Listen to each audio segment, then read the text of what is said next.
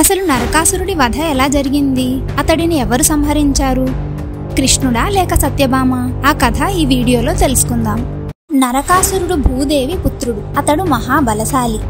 బలముందనే గర్వంతో అతడు దేవమాత అయిన అదితి యొక్క కుండలాలను, వరుణుడి యొక్క ఛత్రాన్ని లాక్కున్నాడు.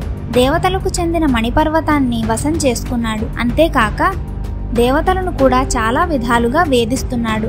ఒకనాడు శ్రీకృష్ణుడు సత్యభామ భవనంలో ఉండగా ఇంద్రుడు అక్కడికి వచ్చి వారు నరకుడి వల్ల పడే కష్టాలు చెప్పుకున్నాడు. శ్రీకృష్ణుడు దయతో వారి కష్టాలు తీరుస్తానని అభయమిచ్చాడు.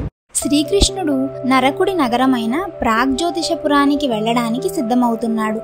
అంతలో సత్యభామ వచ్చి కృష్ణుడితో, నాథ, నువ్వు రాక్షసులను చెండాడుతుంటే చూడాలని నాకు ఎంతో కోరికగా ఉన్నది. నీ ప్రతాపాన్ని చూసి ఇక్కడ ఉన్న నా సోదరీమణులకు చెప్తాను, నన్ను కూడా తీసుకుని వెళ్లరు అని వేడుకుంది. కృష్ణుడు, కోమలివైన నీవెక్కడా? ఆ భయంకరమైన యుద్ధభూమి ఎక్కడా? అక్కడ తుమ్మెదల ఝంకారాలు వినపడవు, ఏనుగుల ఘీంకారాలు వినపడతాయి. అక్కడ హంసల సరోవరాలు ఉండవు, రాక్షసుల రక్తపు మడుగులు ఉంటాయి. అలాంటి ప్రదేశానికి నీవు వచ్చి ఆనందించలేవు. నీవు రావద్దు, నేను వెళ్లి తొందరగా పని పూర్తి చేసుకుని వస్తాను అని అంటాడు. సత్యభామ, స్వామి, కోటగోడల లాంటి నీ బాహువులు నాకు రక్షగా ఉండగా నాకేం భయం, నేను నీతో వస్తాను అని బ్రతిమాలింది. కృష్ణుడు సత్యభామ ధైర్యాన్ని చూసి ఆమెతో సహా గరుడుడిపై ఎక్కి నరకుడి నగరానికి వెళ్ళాడు. అక్కడ నరకుడి నగరంలో రక్షణ వ్యవస్థ చాలా గొప్పగా నిర్మించాడు. అతడి నగరానికి మొత్తం 5 దుర్గాలు ఉన్నాయి. దుర్గం అంటే దాటడానికి కష్టమైన కోటగోడ వంటిది. మొదటిది పర్వత దుర్గం, అంటే మట్టి లేక రాళ్లతో చేసిన ఎత్తైన కోటగోడ. రెండవది జలదుర్గం, అంటే దాటడానికి సాధ్యం కాని లోతైన నీటితో ఏర్పాటు చేసింది. మూడవది అగ్నిదుర్గం, అంటే నిప్పుతో ఏర్పాటు చేసింది. నాలుగవది వాయుదుర్గం, అంటే గాలితో ఏర్పాటు చేసింది. ఐదవది 5 తలల భయంకర రాక్షసుడు మురాసురుడి పాసదుర్గం, అంటే మురాసురుడు మాయతో చేసిన పాశం. కృష్ణుడు తన గదతో పర్వత దుర్గాన్ని ఛేదించాడు. తన చక్రంతో జలదుర్గంలోని నీళ్లను తీసేసి అగ్నిదుర్గాన్ని ఆర్పివేసి వాయుదుర్గాన్ని శాంతింపజేసి పాసదుర్గాన్ని ఛేదించాడు. తరువాత పాంచజన్య శంఖాన్ని పూరించాడు. ఆ శబ్దానికి నీటిలో గాఢ నిద్రలో ఉన్న మురాసురుడు లేచి నీటిపైకి వచ్చాడు. వీళ్ళీ లోపలికి ఎలా వచ్చారని ఆశ్చర్యపడి అగ్నిజ్వాలలు కక్కుతూ తన 5 నోళ్లను తెరిచి గట్టిగా అరుస్తూ అగ్నితో ఉన్న ఒక శూలాన్ని గరుడుడిపైకి వేశాడు. కృష్ణుడు తన చక్రంతో మురాసురుడి 5 తలలను ఖండించాడు. తరువాత అతడి 7 కొడుకులను తన బాణాలతో సంహరించాడు. మురాసురుడు, అతడి కొడుకులు ఇంకా సేనాధిపతి మరణించారని తెలిసి నరకుడు ఈ శత్రువెవడో సామాన్యుడు కాదని తెలుసుకుని సర్వ సైన్యంతో కృష్ణుడి దగ్గరికి వచ్చాడు. కృష్ణుడిని సత్యభామను చూసి వారెవరో తెలుసుకున్నాడు. కృష్ణుడు సత్యభామకు యుద్ధ రహస్యాలు నేర్పుతున్నాడు. అంతలో నరకుడిని చూసి సత్యభామ ఉత్సాహంతో తన జుట్టు ముడివేసుకుంది. తన చీర చెంగు నడుముకి గట్టిగా బిగించింది. తన నగలు అడ్డు తగలకుండా సరిచేసుకుంది. ఆమె ఉత్సాహాన్ని చూసి శ్రీకృష్ణుడు ముసిముసి నవ్వులు నవ్వుతూ ఇలా అన్నాడు, సుందరి, నీవెందుకు యుద్ధానికి సిద్ధమవుతున్నావు? నేను ఈ రాక్షసులను చంపలేనా? సరేలే, ఇదిగో ఈ విల్లు పట్టుకో, విజయం నీదే అవుతుంది అని దీవించి తన ధనుస్సును సత్యభామకు ఇచ్చి ఆమె ఇష్టాన్ని గౌరవించాడు కృష్ణుడు. ఆ ధనుస్సుకు వింటినారి బిగించి ఒక్కసారి ధనుష్టంకారం చేసింది. ఆ శబ్దానికి ఆకాశమంతా దద్దరిల్లింది. ఆమె బంగారు గాజుల శబ్దంతో, చెవికమ్మల తళతళలతో, చూసావా నా ప్రతాపం అని తన స్వామి వైపు చూసే చూపులతో, బాణాల ధ్వనులతో అది రణరంగమా లేక సౌందర్య విన్యాసమా అన్నట్టుగా ఉంది. శౌర్యము, రౌద్రము, శృంగారము, విస్మయము, విన్యాసము అన్నీ కలిసి ఉన్నట్టుగా సత్యభామ బాణాలు సంధించడం, లాగడం, వెయ్యడం మెరుపు వేగంతో జరిగిపోయింది. ఒకవైపు తన బాణాలతో శత్రువులను నొప్పిస్తూ మరొక వైపు తన చూపులతో స్వామిని మెప్పిస్తుంది. ఆమె ధాటికి నరకుడి సైన్యమంతా వెనక్కి తగ్గింది.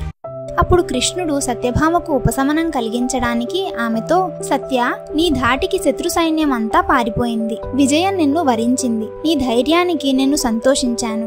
నీవు కోరిన ఆభరణాలు ఇస్తాను అని ధనుస్సు సత్యభామ చేతి నుండి తీసుకున్నాడు. అప్పుడు నరకాసురుడు హేళనగా, ఒక స్త్రీ యుద్ధం చేస్తుంటే ఊరికే కూర్చోవడం ఘనత కాదు. రాక్షస వీరులు స్త్రీలతో పోరాడడానికి ఇష్టపడరు అని చెప్పాడు. అప్పుడు కృష్ణుడు, ఓ అసురుడా, తొందరపడకు, నీ శిరస్సు నా బాణాలకు ఆహుతయ్యే సమయం వచ్చింది అని బాణాలు సంధించాడు. ఐరావతం లాంటి 4 దంతాల ఏనుగులను నరకాసురుడు పాలసముద్రం నుంచి తెచ్చి ఉంచాడు. వాటిని గరుడు తరిమి తరిమి కొట్టాడు. శ్రీకృష్ణుడి బాణాలకు శత్రు సైన్యమంతా నశించింది. నరకాసురుడు ఒక్కడే మిగిలాడు. ఇప్పుడు అతడు శ్రీకృష్ణుడిపై శతఘ్ని అనే శక్తివంతమైన శూలం ప్రయోగించాడు. దాన్ని కృష్ణుడు తిప్పికొట్టాడు. వెంటనే కృష్ణుడు తన చక్రాయుధాన్ని వేసి నరకాసురుణ్ణి అంతం చేశాడు. నరకుడి వల్ల కమ్ముకున్న చీకట్లు పోయి కొత్త వెలుగు వచ్చిన కారణంగా ఇప్పటికీ ఆ పర్వదినాన్ని నరక చతుర్దశిగా జరుపుకుంటారు. ఆ తరువాతి రోజున దీపావళి పండుగ జరుపుకుంటారు. అప్పుడు భూదేవి వచ్చి నరకుడు అపహరించిన అదితి కుండలాలు, వరుణుడి ఛత్రం, మణిమయాలను కూడా కృష్ణుడికి ఇచ్చింది. భూదేవి కృష్ణుడితో, ఓ పరమేశ్వర, అనంత లీలావిలాస మహానుభావ, నీకు వందనములు. ఓ భక్తమందార, దీనజన రక్షక, ఇతడు భగదత్తుడు, నరకాసురుడి పుత్రుడు. ఇతడు తండ్రి లాంటి వాడు కాదు. ఇతడిని అనుగ్రహించి రక్షించు అని వేడుకుంది. అప్పుడు భక్తవత్సలుడైన శ్రీకృష్ణుడు భగదత్తునికి అభయం ఇచ్చి సకల సంపదలు అనుగ్రహించాడు.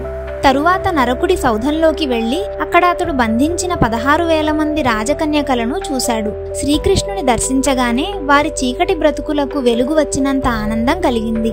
వారందరూ సమ్మోహితులై, ఈ దివ్యసుందరమూర్తి ఎవరో గాని మాకు పతి అయ్యేటట్లు అనుగ్రహించమని ప్రతి కన్య తమ ఇష్టదైవానికి మొక్కుకుంది. నరకాసురుడు దుష్టుడైతే అయ్యాడు గాని అతడు బంధించి తీసుకురావడం వల్లే కదా వారికి శ్రీకృష్ణుని కలిసే అవకాశం వచ్చిందని వారు తమ అదృష్టానికి సంతోషించారు. ఇక శ్రీకృష్ణుడే వారికి పతి గతి అని ప్రతి కన్య నిశ్చయించుకుంది. ఆ మానిని మానసచోరుడు అంతా గ్రహించాడు. వారందరికీ చక్కని వస్త్రాలు, ఆభరణాలు ఇచ్చాడు.